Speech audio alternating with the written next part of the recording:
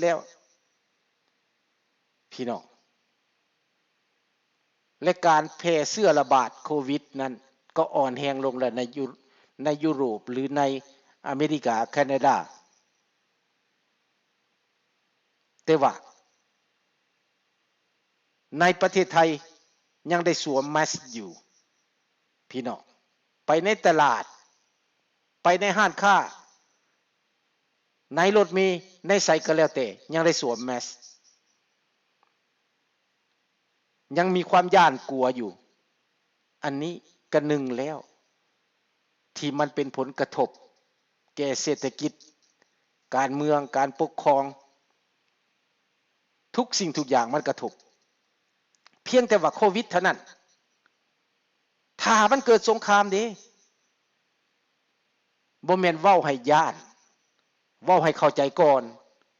เว้าให้มองเห็นไกลเว้าให้เห็นภาพที่มันจะเกิดเพราะว่ามันมีจุดที่ alert เฝ้าระวังจากประเทศที่สิวิไลในเอเชียเช่นญี่ปุ่นเกาหลีใต้ไต้หวันที่จะตรงกระทบโดยตรงถ้าเกิดสงครามขึ้นมันจะเกิดที่ใดฟิลิปปินส์จังสิญี่ปุ่นได้ไปประชุมถึงประเทศสหรัฐอเมริกานายกญี่ปุ่นบินไปประชุมตรงเลยกับประธานาธิบดีอเมริกาไบเดนเพื่อความมั่นคงของญี่ปุ่นเห็นแล้วบ่พี่น้องเป็นอย่างจังฮ้อนถึงขนาดนี้มันฮ้อนเพราะมันมีสัญญาณที่บ่ดีที่จีนปักมุกหมายจับมือกับปูตินนั้นจีนอยากเฮ็ดเบื้องต้นอยากไปพร้อมกันแต่อยากรอเบิ่งสัญญาณว่าต่างประเทศนาโตจะซอยยูเครนบ่เห็นแล้วว่านาโตบ่ซอยให้แต่อาวุธแต่บ่ให้คนในยุโรปนั้นและจีนจึงคิดว่าถ้าเฮ็ดอยู่ในเอเชียก็แน่นอนนาโตมันจะบ่มาซอยเพราะว่ามันบ่เกี่ยวข้องกับนาโตปานใดจีนคิดได้นี่เลยสั่งซาเบิ่งแล้วจีนมั่นใจว่านาโตบ่มาซอยคิดว่าจะเอาชนะประเทศไต้หวันได้เพียง2 วันยึดไต้หวันได้คิดง่ายๆพี่น้องอันนี้ข้าพเจ้ามาวิจัยให้พวกท่านเห็นว่าจีนหวังสิยึดไต้หวัน2 วัน48 ชั่วโมงเรียบร้อยความหวังของจีนทั้งน่านน้ำน่านฟ้าอากาศมาพร้อมกันบัดถล่มไต้หวันยึดอำนาจความหวังของจีนสิมาทางใดโดดจ้องลงยึดเลยหัวหาดหัวดอนว่าจังสั้นจีนหวังสิโดดจ้อนลงได้พี่น้องเห็นบ่สบายดีแบรดโบรแบรดเนาะสบายดีพรไซ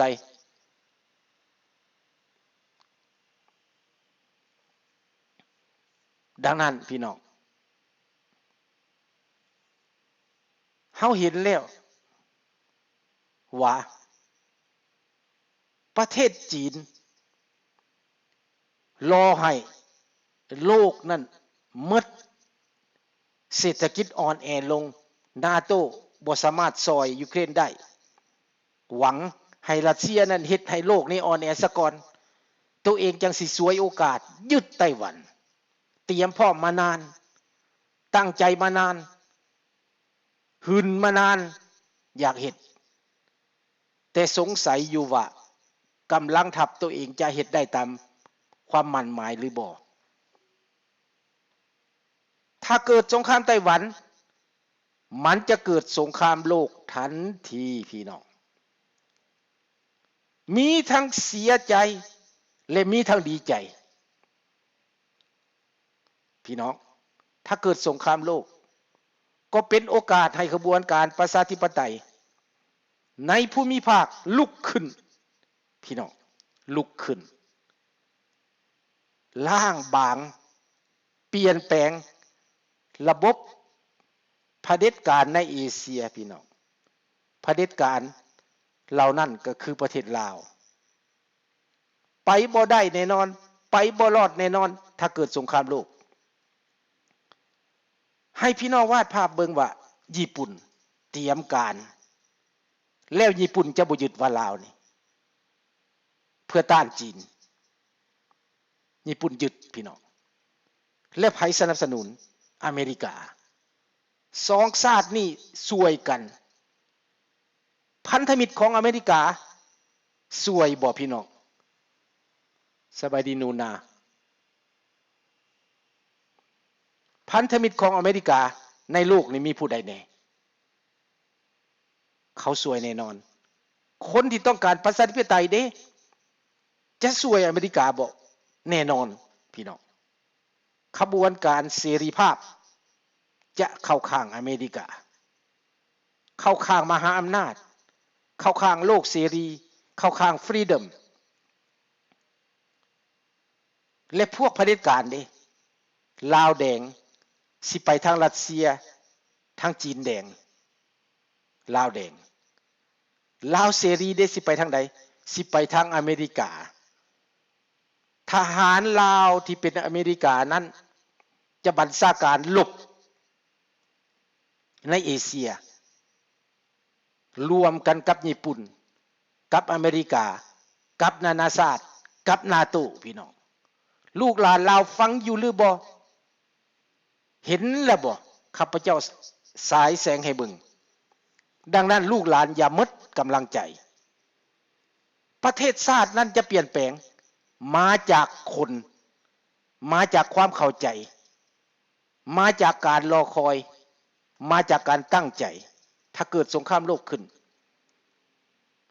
เป็นจะกลายเป็นฝนตกขี้หมูไหลคนจังไรจะไปอยู่นำคนจังไรคนเลวจะไปอยู่นำคนเลวคนดีจะรวมกันขบวนการเสรีประชาธิปไตยจะกลับมา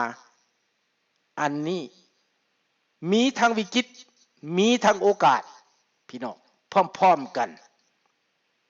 ในเอเชียดังนั้นลูกหลานขบวนการประชาธิปไตยในภูมิภาคเอเชียทั้งหลายรอคอยมานานอยากได้ประชาธิปไตยก็เป็นโอกาสพี่น้องข้าพเจ้าจึงคิดว่าขอให้มันเกิดเถอะมันบ่เกิดมันก็ทรมานมันทุกข์มันยากมันลำบากกากกรรมมันรำคาญมันเจ็บใจดังนั้นถ้ามันเกิดเรื่องขึ้นมันก็จะได้ล้างบางไวๆมันก็จะได้เปลี่ยนไวๆโสมหน้าของเผด็จการพี่น้องลาวแดงขายประเทศมานานข่มเหงประชาชนกดขี่ข่มเหงมานานเหยียบย่ำทำลายจิตใจของคนลาวทั้งชาติทั้งแผ่นดินมานานแล้ว50 ปีปกครองด้วยระบอบเผด็จการเอาประเทศลาวไปเป็นหัวเมืองขึ้นให้แก้วให้เวียดนามเศรษฐกิจการเมืองสังคมไปไม่ได้มีแต่ความยากจนเงินเฟ้อเศรษฐกิจตกต่ำการบริหารชาติขาดประสิทธิภาพไม่มีเสรีภาพไม่มีประชาธิปไตยเห็นบ่พี่น้องเป็นความจริงนะครับ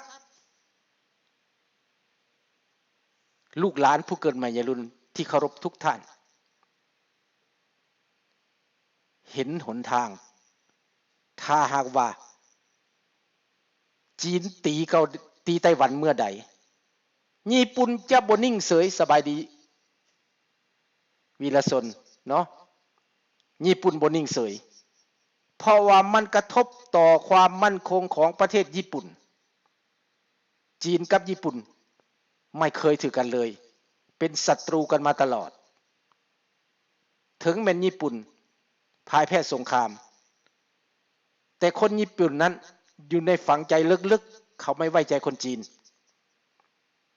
นี่แหละพี่น้องดังนั้นญี่ปุ่นจึงเสริมทัพ เสริมเขื่อเสริมลบรวมมือกับอเมริกาเป็นพันธมิตรที่ใกล้ชิดที่สุดที่เคียงบ่าเคียงไหลที่สุดที่จะกำกับเสรีประชาธิปไตยในเอเชียเป็นความหวังของพวกเราลึกๆแล้วเห็นหนทางเห็นแสงสว่างปลายอุโมงค์แน่นอนพี่น้องจึงขอเชิญชวนลูกหลานที่ต้องการประชาธิปไตยรอคอยเวลานั้นจะร่วมมือกันอาสาสมัครสมัครใจวอลงเทียรวมมือกับเสรีภาพและประชาธิปไตยของประเทศมหาอำนาจสหรัฐอเมริกาแคนาดาออสเตรเลียและยุโรปนาโตทั้งหมดทางโลกครั้งนี้จะเป็นครั้งพิเศษสงครามครั้งนี้จีนจะใส่นิวเคลียร์บ่ได้รัสเซียจะใส่นิวเคลียร์บ่ได้พี่น้องถึงมีนิวเคลียร์ก็ตามบ่สามารถใส่ได้เพราะว่าถ้าใส่นิวเคลียร์เมื่อใดตัวเองก็จะหายนะทั้งเพิ่นทั้งตู่รัสเซียและจีนนั้นจึงบ่สามารถใส่นิวเคลียร์ได้มีไว้เพื่อป้องกันตัวมือไว้บ่ให้ผู้อื่นมาลุกลานเท่านั้นอันนี้สำคัญพี่น้อง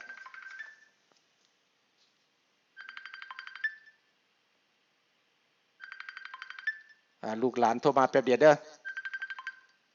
แป๊บเดียวพี่น้อง Aló, Hoy se trabaja, look. Se trabaja en Twitter, ¿ok? ok, Bye. bye.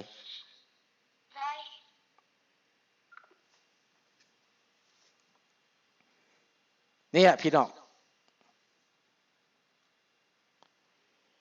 ดังนั้นพี่น้องในเมื่อว่าเหตุการณ์มันเป็นเส้นนี้มันมีทั้งวิกฤตมันจะมีทั้งโอกาสจะเปลี่ยนแปลงแต่โอกาสเปลี่ยนแปลงเรานี่สบายดีผู้เข้ามาใหม่ทุกท่านเนาะสบายดีลูกหลานทุกคนเนาะให้เตรียมจิตเตรียมใจไว้มีโอกาสเกิดถ้ามันบ่เกิดเฮาก็เปลี่ยนแปลงมันอยู่ดี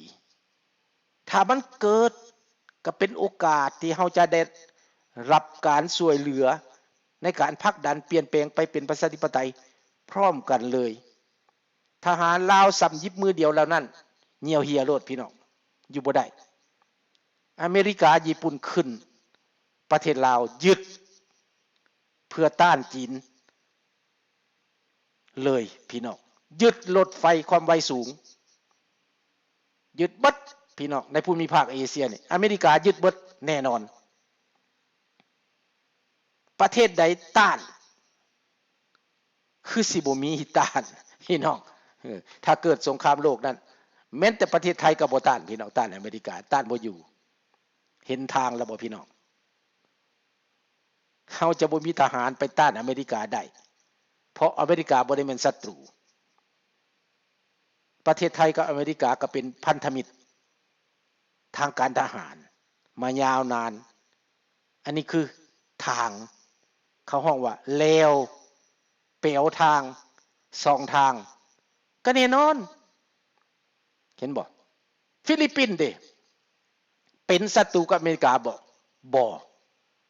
เป็นฐานทัพอเมริกาสำคัญในฟิลิปปินส์ในญี่ปุ่นก็คือโอกินาวะไต้หวันอเมริกาก็จะแบ็กอัพปกป้องไต้หวันอย่างเข้มแข็งเด็ดขาดถ้าจีนลุยเข้ามาจีนมีโอกาสเสียหัวเมืองอีกพุ่นน่ะพี่น้องมีโอกาสเสียหัวเมืองจังใดอยู่พี่น้องเข้าใจบ่เสียหัวเมืองใดจะเสียหัวเมืองที่จีนนั้นเหยียบย่ำทำลายมานานอาจจะเสียฮุยเกอร์อาจจะเสียอื่นๆไปพี่น้องในครั้งนี้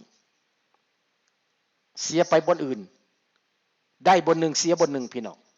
ถ้าจีนจะแลกเนี่ยเห็นบ่มันเป็นสุ่มเสี่ยงที่สุด